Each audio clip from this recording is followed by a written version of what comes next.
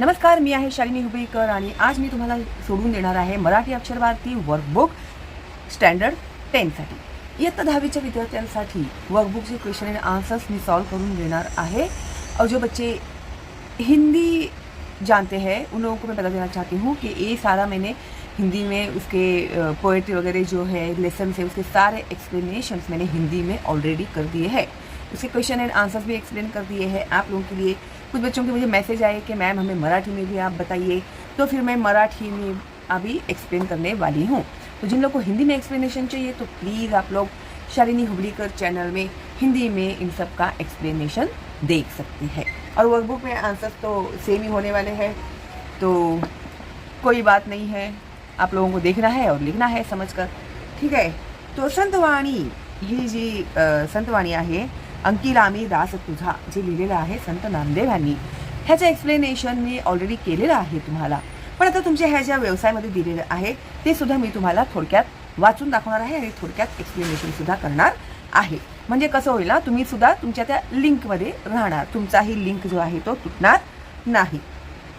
अंकिलामी दास तुझा संत नामदेव अभंगाच्या शीर्षकाचा अर्थ। आता हे जे शीर्षक आहे त्याचा अर्थ काय, टायटल जे आहे त्याचा अर्थ काय आहे की कवितेच्या किंवा पाठाच्या नावाला शीर्षक म्हणतात। आता कोणतीही कविता असेल किंवा एखादा धडा असेल तर त्याचं जे नाव असतं ना त्याला काय म्हणतात, शीर्षक म्हणतात।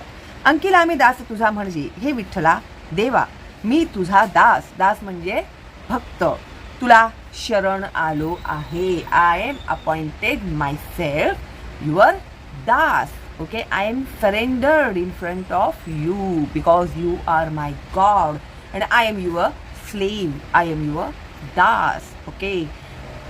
तर ह्याचा अर्थ असा आहे, I am appointing myself your slave, das, bhakt, okay.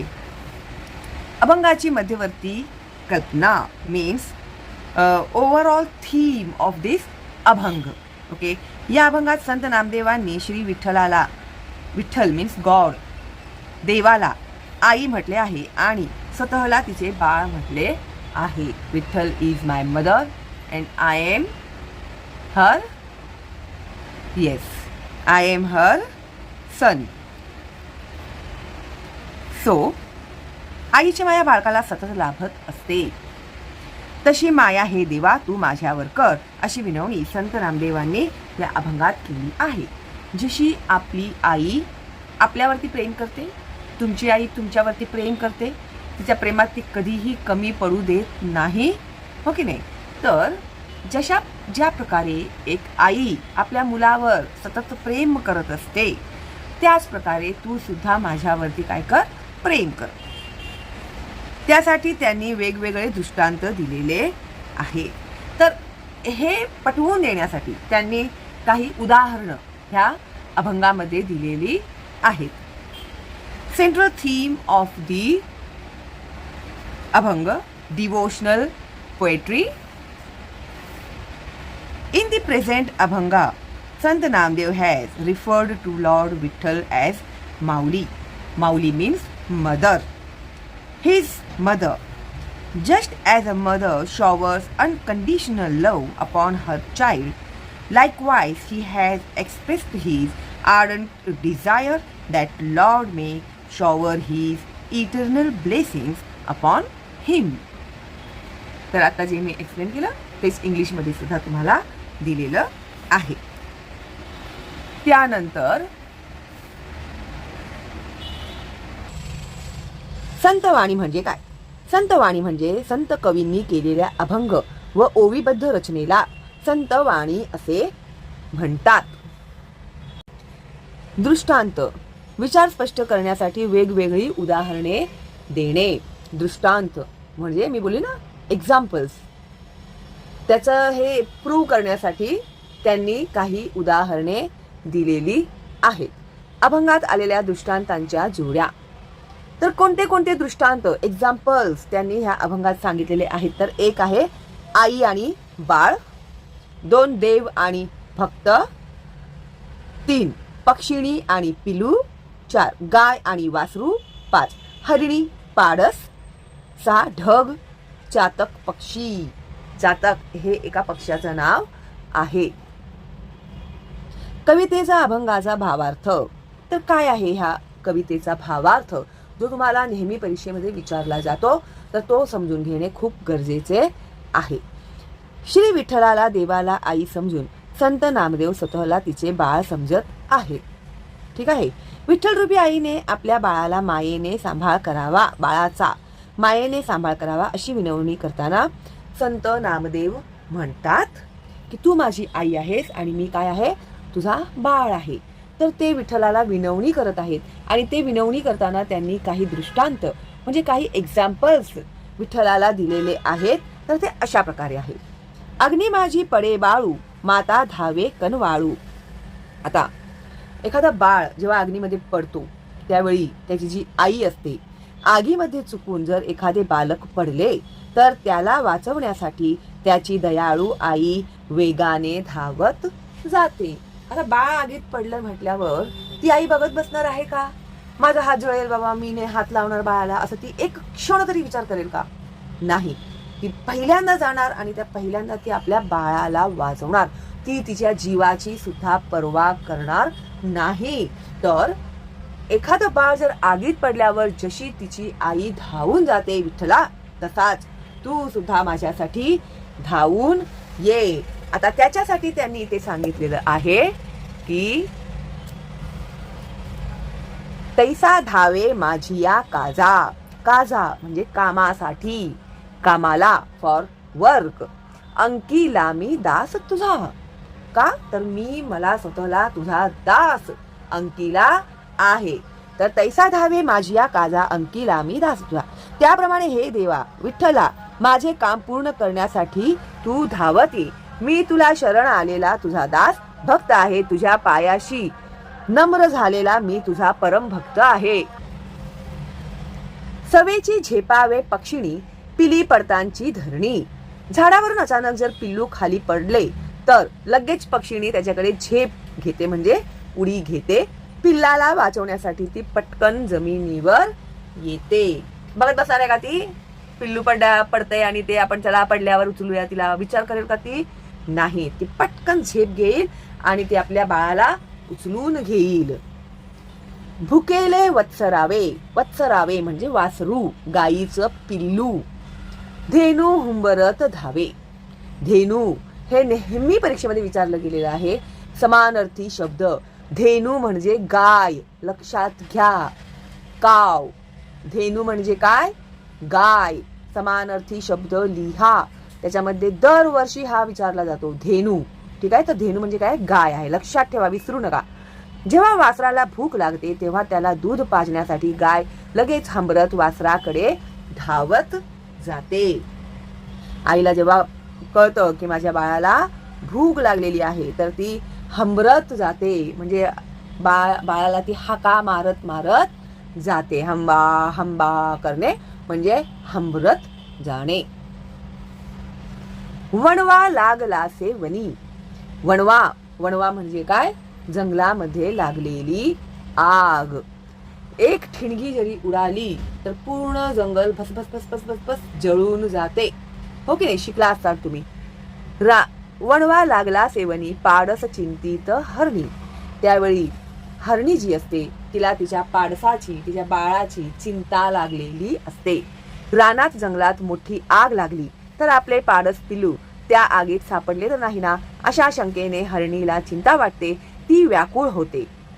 हो की नाही? आपलं बाळ सुरक्षित तर असणार ना, ती जळणार तर नाही ना, ती जिवंत तर असणार ना, अशा प्रकारची चिंता, काळजी त्या हरणीला तिच्या पाडसाबद्दल लागलेली असते. नामा म्हणे मेघा जैसा, विनवितो चातक तैसा. नामा म्हणजे संत नामदेव स्वतःला नामा म्हणवत होते. तर कधीही तुम्ही बघितलं ना, कोणत्याही संतांनी लिहिलेले जे काही अभंग वगैरे असतात तर त्या अभंगामध्ये ते लोक त्यांचं नेम जे असतं ना ते मेन्शन करतात. आता हे संत नामदेवांनी लिहिलेलं अभंग आहे. तर ते काय बोलत आहेत? नामा म्हणे मेघा जैसा. तुकारामांचं असेल तर तुका म्हणे मज लागली ते भूक. हो की नाही? जनाबाईचं असेल तर जना म्हणे असं. तर अशा प्रकारे आपलं ते नाव त्याच्या अभंगामध्ये मेन्शन करतात. तर संत नामदेवांचं हे अभंग आहे. तर संत नामदेव म्हणतात की नामा म्हणे मेघा जैसा विनवितो चातक तैसा. संत नामदेव म्हणतात, हे विठ्ठला, तू पाण्याने भरलेला ढग आहेस. त्यातल्या पाण्याचा मायेचा माझ्यावर वर्षाव होऊ दे. मी पावसाच्या पाण्याशिवाय जगू न शकणारा चातक आहे. ज्या प्रकारे चातक हा पक्षी पावसाच्या पाण्यावरती जगतो, तर त्याच पक्षाप्रमाणे मी सुद्धा काय आहे, एक चातक पक्षी आहे. तर मी तुझ्याशिवाय जगू शकत नाही. जसं पावसाच्या पाण्याशिवाय चातक पक्षी जगू शकत नाही, तसं हे विठ्ठला, तुझ्याशिवाय मी सुद्धा जगू शकत नाही. तू पावसाचा ढग आहेस, माझे जीवन तू सांभाळ, अशी मी विनवणी करीत आहे. तर तू माझ्यासाठी काय आहेस, पावसाचा ढग आहेस, आणि मी कोण आहे, मी चातक पक्षी आहे. तर आता माझे जीवन तूच सांभाळ, अशी मी काय करीत आहे, देवाला विनवणी करीत आहे, विठ्ठलाला विनवणी करीत आहे. ठीक आहे. तर अशा प्रकारे मी तुम्हाला हे एक्सप्लेनेशन हे करून दिलेलं आहे. आता आपण घेऊया सोडवायला स्वाध्याय, कृती स्वाध्याय.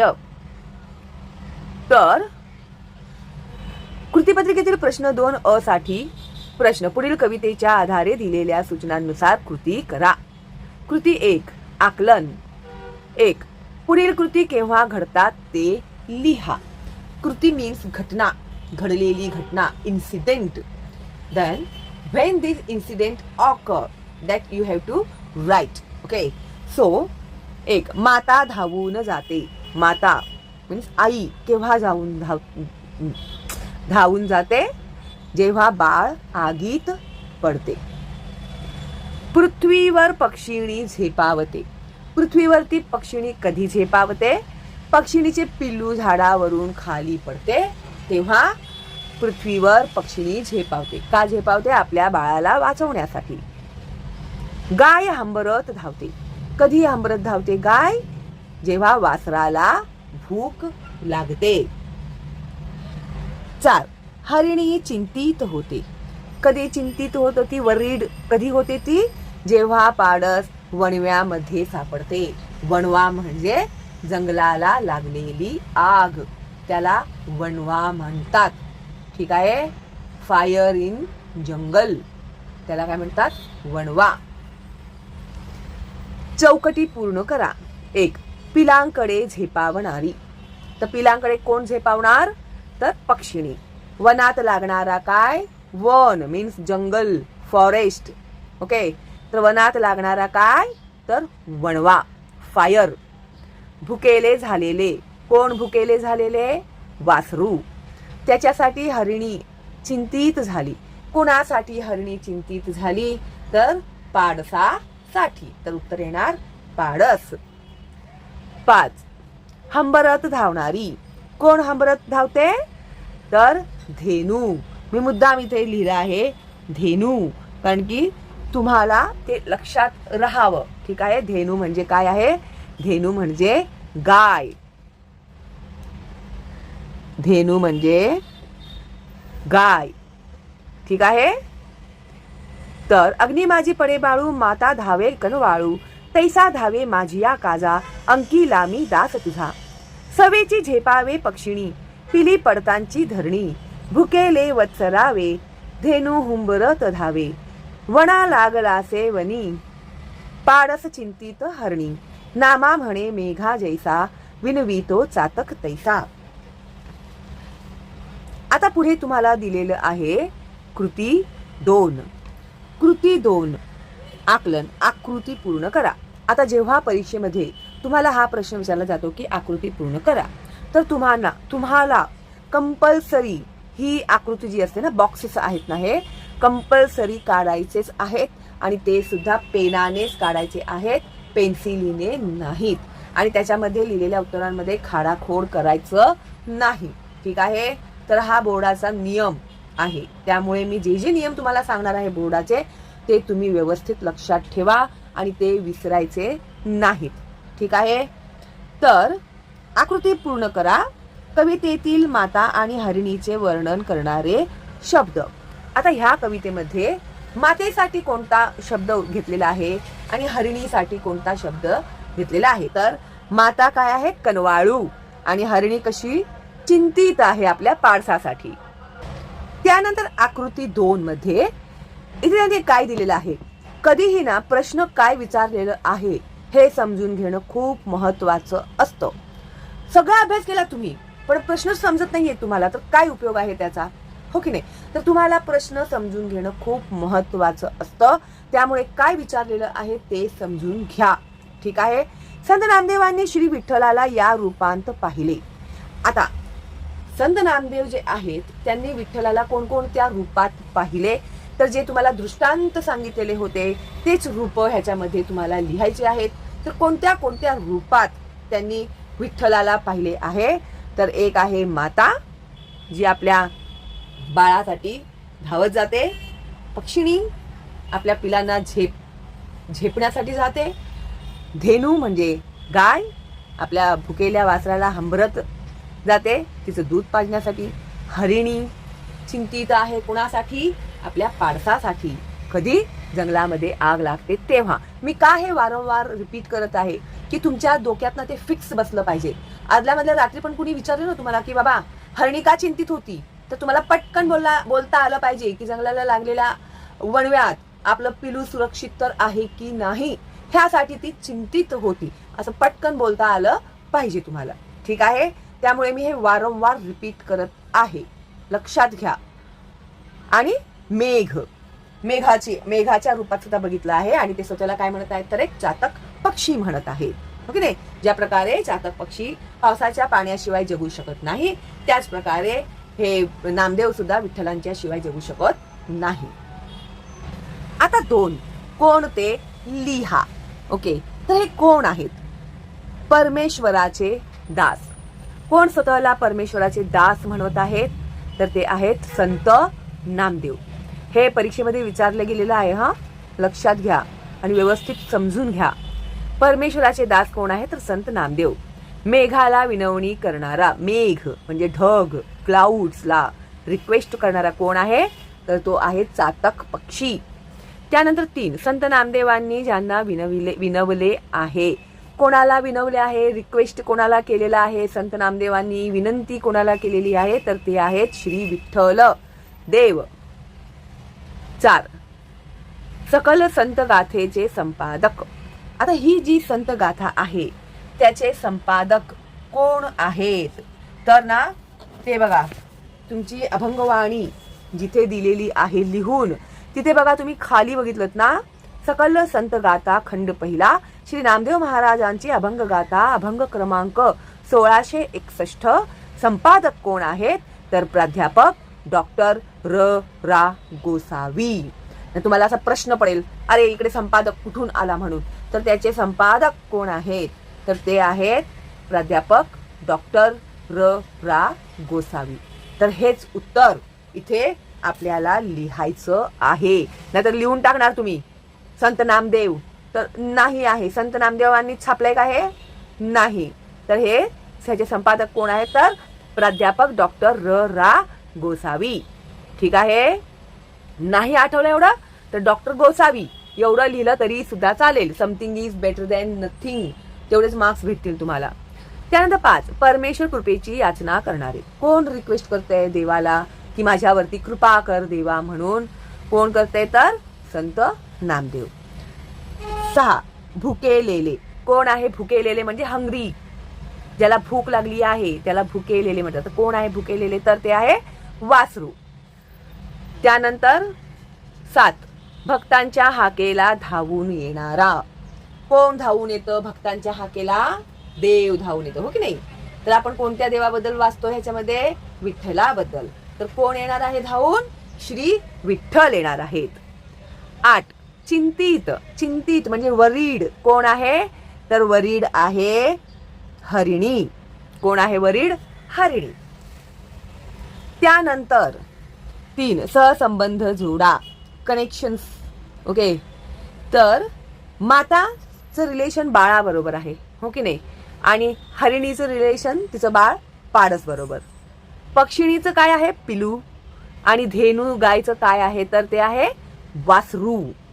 समजलं ना? कवितेचंच दिलेलं आहे हे सगळं.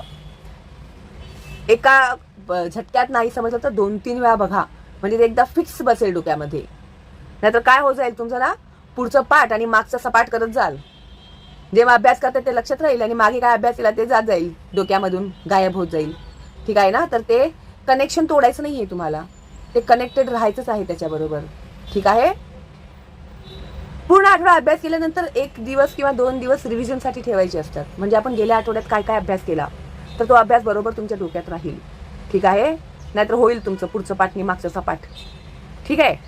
आता कृती 3, कवितेतील शब्दांचे अर्थ. पुढील शब्दांचे अर्थ लिहा.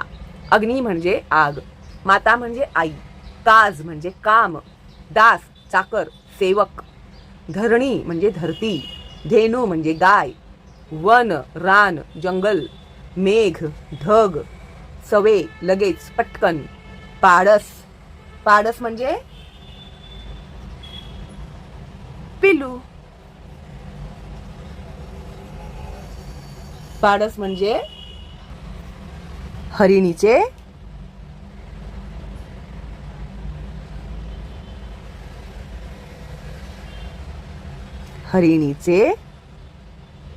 पिल्लू. हरिणीच्या पिल्लूला काय म्हणतात? अफाऊन. ठीक आहे? तर अशा प्रकारे समजून व्यवस्थित उत्तर लिहायला शिका. आता कृती 4 मध्ये काव्य सौंदर्य.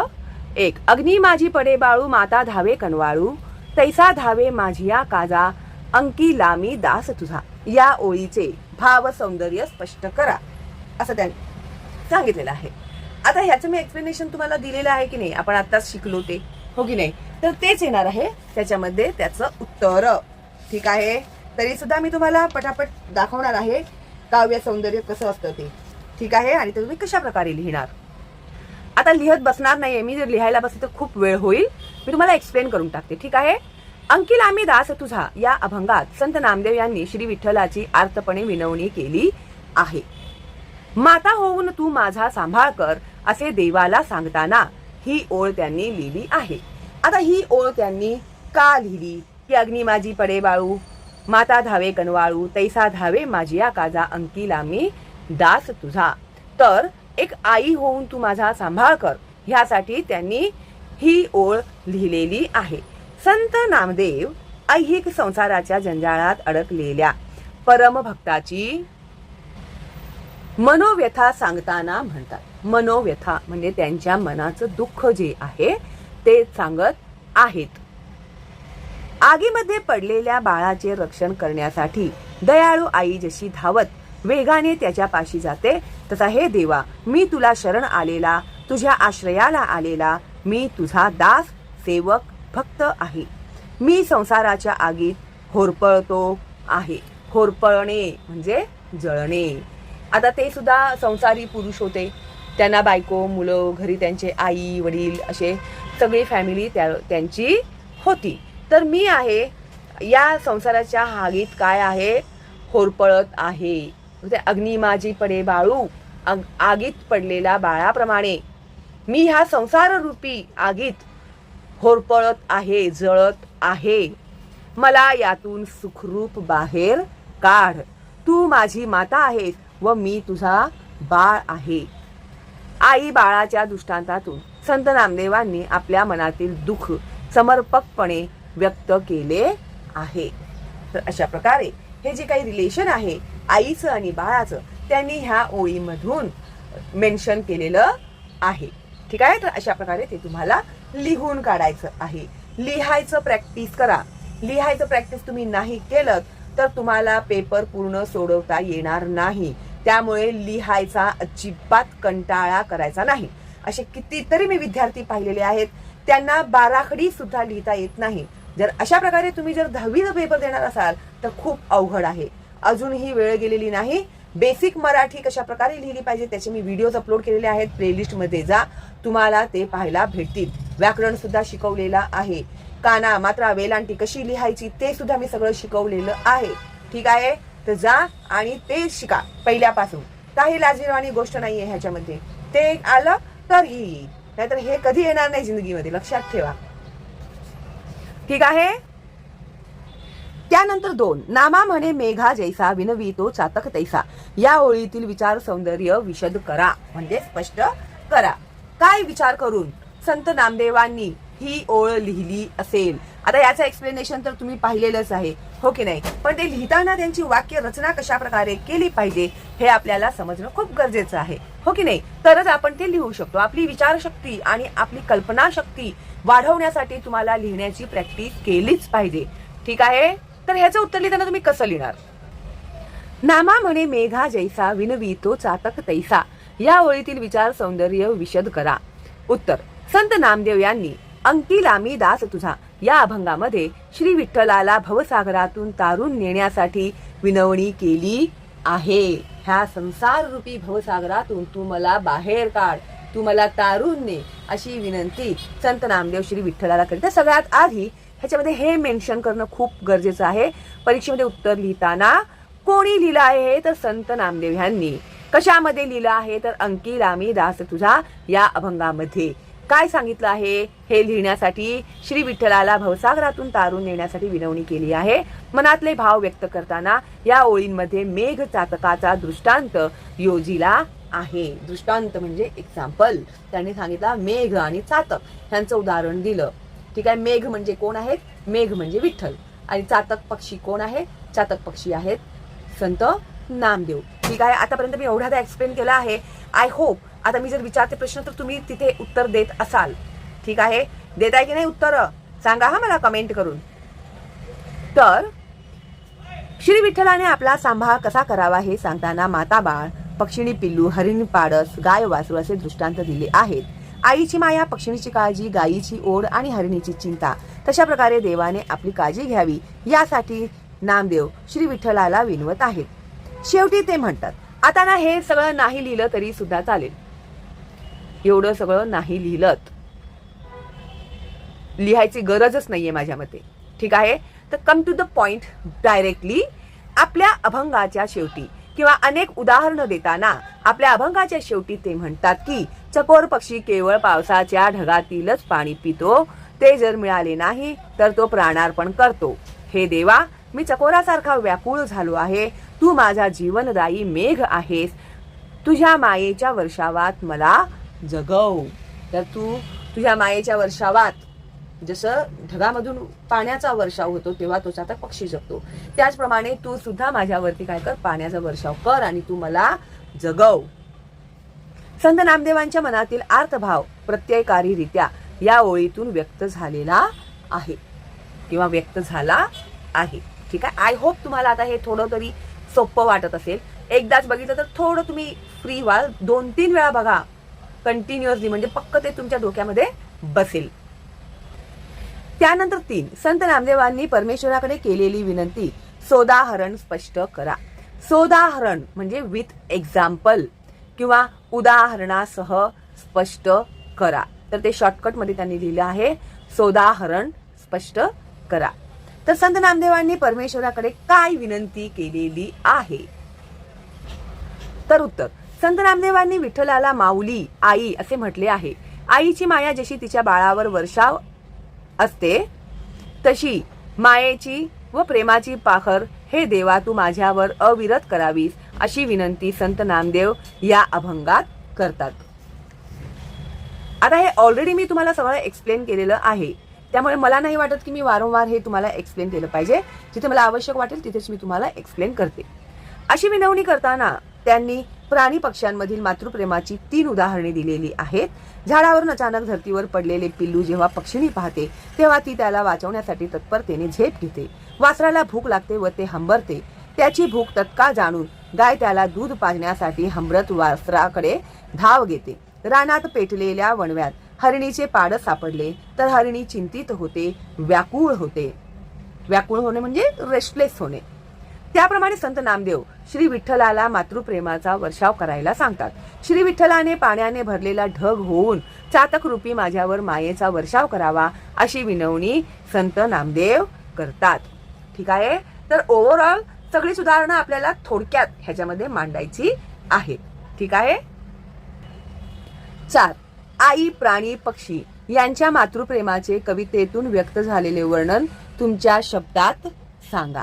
आता आई म्हणजे मदर, प्राणी ॲनिमल, पक्षी बर्ड्स यांच्या मातृप्रेमाचे कवितेतून व्यक्त झालेले वर्णन तुमच्या शब्दात सांगा.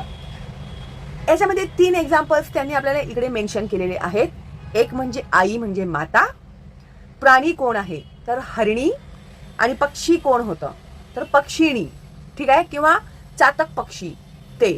तर ह्याच्यामधून हा पक्षिणी आहे, पक्षिणी, चातक पक्षी नाहीये. मातृप्रेमाबद्दल विचारलेलं आहे ना, तर या कवितेतून व्यक्त झालेले वर्णन तुम्हाला तुमच्या शब्दात व्यक्त करायला सांगितलंय. तर हा प्रश्न तुम्हाला स्वमत मध्ये सुद्धा येईल.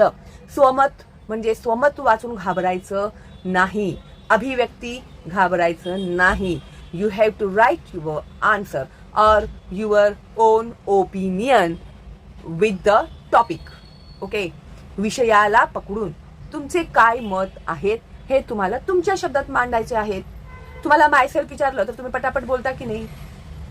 I am a girl, my name is this, I am this year old वगैरे. कसं तुमच्याबद्दल तुम्हाला सांगितलं. आता मी तुम्हाला बोलली की बाबा तुमच्या शाळेच्या बद्दल सांगा, मग तुम्ही तुमच्या शाळेच्या बद्दल सांगणार ना, माझी शाळा अशी आहे, एवढे मजली इमारत आहे, तिथे लायब्ररी आहे, संगणक कक्ष आहे वगैरे, सगळं सगळं सगळं, लायब्ररी, कम्प्युटर रूम, हे ते, हो की नाही? तर ते तुम्ही मला पटकन सांगाल की नाही?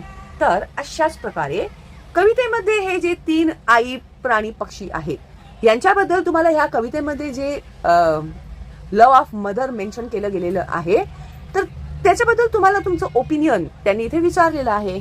तर that you have to write in your own words.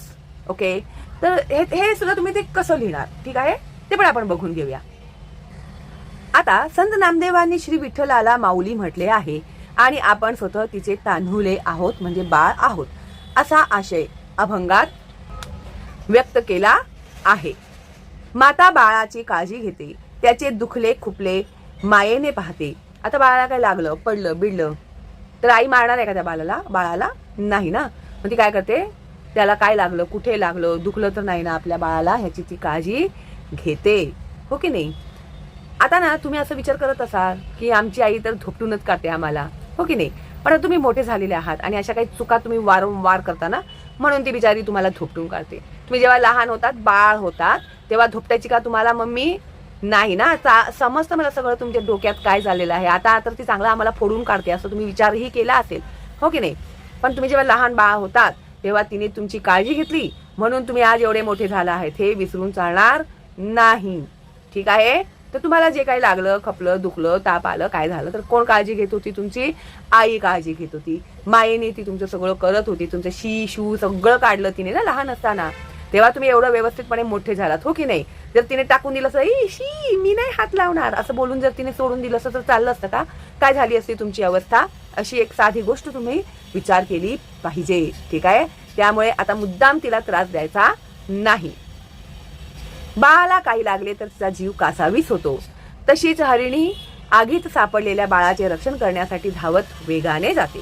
तिचं बाळ आहे आगीत तर ते धावत जाणार तिचं पाडसाचं रक्षण करण्यासाठी. तसेच झाडावरून पडलेल्या पिलाला वाचवण्यासाठी पक्षिणी त्याच्याकडे झेप घेते. आई मूर्तिमंत करुणा आहे. म्हणजेच काय? आई काय आहे तर ती एक मूर्तिमंत करुणा आहे. करुणा म्हणजे दया आहे तिच्या मनामध्ये. साक्षात दयाळू आहे. विठू माऊलीने आपला सांभाळ करावा, प्रतिपाळ करावा. संसार रूपी आगीत होरपळणाऱ्या आपल्या मनावर मायेची फुंकर घालावी. माझे जीवन कृपेच्या वर्षावाने फुलवावे. अशा प्रकारे संत नामदेवांनी आई, प्राणी, पक्षी यांच्या मातृप्रेमाचे वर्णन कवितेत केलेले आहे. तर हेच 3 उदाहरणे तुम्हाला तिथे लिहायची आहेत. ठीक आहे? आई म्हणजे माता, प्राणी म्हणजे कोण? हरणी, आणि पक्षी म्हणजे पक्षिणी जी आपल्या पिलांना, झाडावरून पडणाऱ्या पिलाला वाचवण्यासाठी झेप घेते. हेच तुम्हाला इथे एक्सप्लेन करायचं आहे.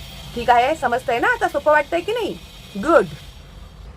आता इथे तुम्हाला प्रश्न 5 मध्ये दिलेला आहे. पक्ष्याच्या, प्राण्याच्या आपल्या पिलाशी असलेल्या संबंधाबाबत तुमचा अनुभव लिहा. आता तुमचा अनुभव म्हणजे युअर एक्सपिरियन्स. ओके, तुम्हाला काय अनुभव आलेला आहे? आता बघा, कुणी घरात पाहतं किंवा कुणाच्या इथे सोसायटीमध्ये वगैरे मांजर, कुत्रे असतात, त्यांची पिलं तुम्ही पाहिली असतील. एखादं पिलू हरवलं असेल तर ती माऊली कशी तिला शोधत राहते सगळीकडे, हे कधी ना कधीतरी तुम्ही पाहिलंच असेल. गावी आहात तुम्ही, कोंबडी आहेत, कोंबडीची अंडी असतील, तिची पिलं असतील, एकही पिलू जर हरवलं तिचं, तर ती आई कशी वेड्यासारखी सगळ्यांना ती पिलाला शोधायला जाते, हो की नाही. तर अशा प्रकारचे काय अनुभव तुम्हाला आलेले आहेत, तर त्याच्यातलं एकच अनुभव इथे त्यांनी तुम्हाला लिहायला सांगितलेलं आहे. तर एक उदाहरण म्हणून एक अनुभव मी तुम्हाला दाखवणार आहे, पण जर तुम्हाला असं काही अनुभव आलं असेल तर ते तुम्ही लिहू शकता. एखादी मांजरी असते, तिची पिल्लू भेटलं नाही तर ती कशी वेड्यासारखी कासावीस होऊन तिला शोधायला लागते, ती कशी आवाज करते, ती कशी जोरजोराने ओरडते आपल्या पिलासाठी. ओके, तर हे तुमच्या शब्दात तुम्हाला ते लिहायचं आहे. तर आता एक उदाहरण आपण इथे घेऊया. तर हे आहे नमुना उत्तर. तुम्हाला तुमचं उत्तर लिहायचं आहे. तुम्हाला फक्त समजण्यासाठी हे उत्तर दिलेलं आहे. आम्ही कोंबड्या पाळल्या आहेत, त्यांच्यासाठी सुंदर खुराड्या केल्या आहे. या कोंबड्यांपैकी एक कोंबडी माझी अत्यंत प्रिय आहे. पांढरा शुभ्र रंगाची काळी शेपटी असलेल्या या कोंबडीचे नाव मी श्वेताली असे ठेवले आहे. एकदा श्वेताली खुडूक झाली. आईने तिला मऊ गवताच्या गादीवर अंडी उबवण्यास बसवली. खुडूक झाली म्हणजे काय, प्रेग्नेंट झाली, मग ती अंडी देणार ना. मग अंडी खुडूक झाली. आईने तिला मऊ गवताच्या गादीवर अंडी उबवण्यास बसवली. खुडूक झाली म्हणजे तिने अंडी दिली. तर तिच्या आईने तिला एक मऊ गवताच्या गादीवर बसवले अंडी उबवण्यासाठी. सुमारे 21 दिवसांनी श्वेतालीला पांढरी व राखाडी अशी 9 पिले झाली. गोंडस पिले आईच्या अवतीभोवती असायचे. तर कोंबडीची पिली किती छान दिसतात ना, ती आईच्या अवतीभोवती आजूबाजूला फिरत असायची. श्वेताली त्यांची काळजी घेई. त्यांना चोचीने निवडून धान्य खाऊ घाली. दुपारी निवांत झाडाच्या सावलीत पिलांना पंखात घेऊन पडून राही. पिल्ले चिवचिवत पंखातून डोके वर काढून टुकू बघत राहत. एखादे पिल्लू दूर गेलेच तर श्वेताली त्यास करकर आवाज करीत दम देऊन बोलवून घेई. एकदा एक घार पिल्लावर झेप टाकून आली तेव्हा श्वेताली चवताळून घारीच्या अंगावर धावून गेली. आईने पिल्लांचे रक्षण केले. जे घार असतात ना ते त्याने त्या पिलांना खाण्यासाठी आली होती ती, तर तिने काय केलं, त्या घारीचा सामना केला आणि आपल्या पिलांचं रक्षण केलं. तर असं एक उदाहरण तुम्हाला समजण्यासाठी म्हणून इथे दिलेलं आहे. तर तुम्ही तुमचा एक्सपिरियन्स सुद्धा लिहू शकता. आता एक्झाम मध्ये ना तुमची जी कृतीपत्रिका असेल, कृतीपत्रिका 2 प्रश्न क्रमांक 2A मध्ये तुम्हाला ना अशा प्रकारचे प्रश्न विचारले जातात. कवितेचे लेखक, पुस्तकातील कोणतेही 2 कवितांवरील लेखक लेखिका आणि कवयित्री ह्याच्याबद्दल तुम्हाला विचारलं जातं. त्याबद्दल तुम्हाला 2 मार्क असतात. त्याच्यासाठी तुम्हाला प्रत्येकी काय असतात, 2-2 गुण असतात. तर बघा इथे तुम्हाला पुढील कवितेसंबंधी त्या खाली दिलेल्या मुद्द्यांच्या आधारे कृती सोडवा. तर परीक्षेत 6 पैकी 1 व 2 गुणांचे मिळून 5 मुद्दे विचारले जातील. येथे सरावासाठी सर्व 6 मुद्दे दिलेले आहेत. तर हे प्रॅक्टिससाठी तुम्हाला इथे 6 मुद्दे दिलेले आहेत, पण एक्झाममध्ये तुम्हाला कोणतेही 5 लिहायचे असतात. आणि नॉर्मली परीक्षेमध्ये ह्या कवितांच्या बद्दल विचारलंच जातं. त्यामुळे कवितेचे लेखक, कवी कवयित्री आणि त्यांची नावं, त्या कवितेतलं काय आशय आहे हे सगळं तुम्हाला लिहिता आलं पाहिजे. ठीक आहे. तर आता बघा कविता, अंकिलामी दास तुझा. तर कवितेचं नाव काय आहे, अंकिलामी दास तुझा. तर उत्तरमध्ये सुद्धा तुमचं तेच येणार, अंकिलामी दास तुझा. 1. प्रस्तुत कवितेचे कवी कोण आहे, तर संत नामदेव.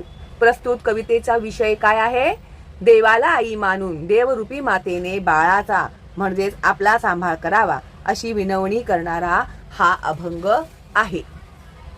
3. प्रस्तुत कवितेतील 2 ओळींचा सरळ अर्थ लिहा. सवेची झेपावे पक्षिणी, पिली पडतांची धरणी, भुकेले वत्सरावे, धेनू हुंबरत धावे. तर सगळ्यात आधीच मी तुम्हाला हे सगळं एक्सप्लेन केलेलं आहे, कवितेचा भावार्थ. ठीक आहे. तर कुठे तुम्ही शोध करत बसाल तर मी तुम्हाला त्याचं उत्तर सुद्धा देऊन टाकते. झाडावरून जर पिल्लू अचानक धरतीवर पडले तर त्याचा जीव वाचवण्यासाठी पक्षिणी स्वतःहून खाली झेप घेते. तसेच भुकेले वासरू पाहून त्याला दूध पाजण्यासाठी गाय हंबरत वासराकडे धावते. तशी आई होऊन माझ्यावर माया करावी अशी विनवणी संत नामदेव श्री विठ्ठलाकडे करीत आहेत. ठीक आहे. तर ह्याच्या आधी पण जो भावार्थ दिला आहे त्याच्यामध्ये सुद्धा हेच अर्थ तुम्हाला पाहायला भेटेल. 2 मध्ये त्यांनी दिला आहे, अग्नी माझी पडे बाळू, माता धावे कनवाळू. इथेच बघा व्यवसायात दिलेला आहे, आगीमध्ये चुकून जर एखादे बालक पडले तर त्याला वाचवण्यासाठी त्याची दयाळू आई वेगाने धावत जाते. आता 4, प्रस्तुत कवितेतून मिळणारा संदेश. संदेश म्हणजे ह्या कवितेतून आपल्याला काय मेसेज मिळतो. तर संत नामदेव देवाला आई मानून आपला सांभाळ बाळाप्रमाणे करावा असे विनवतात. ज्याप्रमाणे बाळ पूर्णपणे आईवर विसंबून असते त्याप्रमाणे आपणही देवाचरणी लीन व्हावे, म्हणजे तो आईप्रमाणे आपला सांभाळ करील असा दृढ विश्वास संत नामदेव या अभंगातून करतात. त्यानंतर नेक्स्ट 5 त्यांनी विचारलं आहे, कविता आवडण्याची वा न आवडण्याची कारणे लिहा. आता कविता आवडली तरी ती का आवडली, नाही आवडली तर ती का नाही आवडली, हे विथ रिझन तुम्हाला त्यांनी लिहायला सांगितलेलं आहे. तर या अभंगात संत नामदेव यांनी श्री विठ्ठलाला आई संबोधून स्वतःचा सांभाळ करण्याची विनवणी केली आहे. हा अभंग वाचताना मला सतत माझ्या आईची आठवण झाली. म्हणजे मला सुद्धा आता नॉर्मल आहे ना, आपल्याला पण आपल्या आईची आठवण येते, हो की नाही. तर अशीच मला सुद्धा माझ्या आईची आठवण झाली. आई किती जपते आपल्याला, देवानेही आईप्रमाणे आपल्यावर मायेची नित्य पखरण करावी हा विचारच मनाला भावला, म्हणून मला हा अभंग खूप आवडला. तर याच्यामध्ये आईच्या मायेबद्दल इथे सांगितलेलं आहे आणि देव सुद्धा ही कोण आहे, आपली आई आहे, ती सुद्धा आपला सांभाळ करते. हा जो मेसेज मिळतोय ना या कवितेमधून, या अभंगामधून, तो मला खूप आवडलेला आहे. ठीक आहे. तर आम्ही काय सांगितलं बाबा, आम्हाला ते आवडलेलं आहे. ठीक आहे. त्यानंतर 6, प्रस्तुत कवितेतील दिलेल्या शब्दांचे अर्थ लिहिणे. धेनू म्हणजे गाय, जे मी सांगितले की नेहमी विचारलं जातं. अग्नी म्हणजे आग, माता म्हणजे आई, कनवाळू म्हणजे दयाळू. लक्षात ठेवा, कनवाळू म्हणजे दयाळू, करुणामय, दयामय, दयाळू. ठीक आहे. करुणा म्हणजे सुद्धा दया. तर अशा प्रकारे आपली संतवाणी जी आहे, अंकिल आम्ही दास झालेला आहे पूर्ण. पुढच्या व्हिडिओमध्ये मी तुम्हाला योगी सर्व काळ सुखदाता संत एकनाथ यांचे हे जे अभंग आहे ते मी एक्सप्लेन तर केलेलंच आहे, हिंदीमध्ये तुम्ही बघू शकता. त्याखालील प्रश्नांची उत्तरं वगैरे सगळी सोडून झालेली आहेत. पण आपण इथे वर्कबुक सोडवत आहोत, तर पुढच्या व्हिडिओमध्ये मी हे वर्कबुक पण तुम्हाला सोडवून देणार आहे. ठीक आहे. कमीत कमी वेळेत कसा आपला जास्तीत जास्त अभ्यास होईल ह्याकडे आपण प्रयत्न केला पाहिजे. ठीक आहे. तर मला आशा आहे की हे जे मी आता वर्कबुक तुम्हाला सोडून दिलं आहे ते तुम्हाला समजलंही असेल आणि तुमचा अभ्यास आता 70% तर झालेलाच आहे, म्हणजे ह्या कवितेचा अभ्यास. ठीक आहे. आता जे काही 30% उरलेले आहे ते तुम्हाला स्वतः मेहनत करायचं आहे, वाचायचं आहे, समजायचं आहे, उत्तरं लिहून काढायची आहेत. त्यामुळे तुमची चांगली प्रॅक्टिस होईल आणि एकदा लिहून काढलं ना आपण ते फिक्स आपल्या मेंदूमध्ये बसतं. ठीक आहे. मग कुणी कितीही काही केलं तरी ते आपल्या डोक्यातून जाणार नाही. ठीक आहे. तर अशा प्रकारे आपला हा व्हिडिओ होतोय आता पूर्ण. नवीन आहात तुम्ही तर लवकर सबस्क्राईब करा, बेलचा आयकॉन टॅप करा आणि फॉरवर्ड करायला विसरू नका. कुणी हिंदी आणि ख्रिश्चन मुस्लिम विद्यार्थी आहेत तुमच्या वर्गामध्ये वगैरे, तर त्यांना सांगा की हिंदी आणि इंग्लिशमध्ये हे मी सगळं एक्सप्लेन करून झालेलं आहे. तर हे खास मराठी विद्यार्थ्यांसाठी मी हे मराठीमध्ये एक्सप्लेन करत आहे. ठीक आहे. चला मग भेटूया लवकरच पुढच्या व्हिडिओमध्ये. तुम्हाला मराठीत एक्सप्लेनेशन पाहिजे का हिंदीमध्ये, हे सुद्धा तुम्ही मला कमेंट करून कळवा. ठीक आहे. चला मग, ऑल द बेस्ट आणि बाय बाय.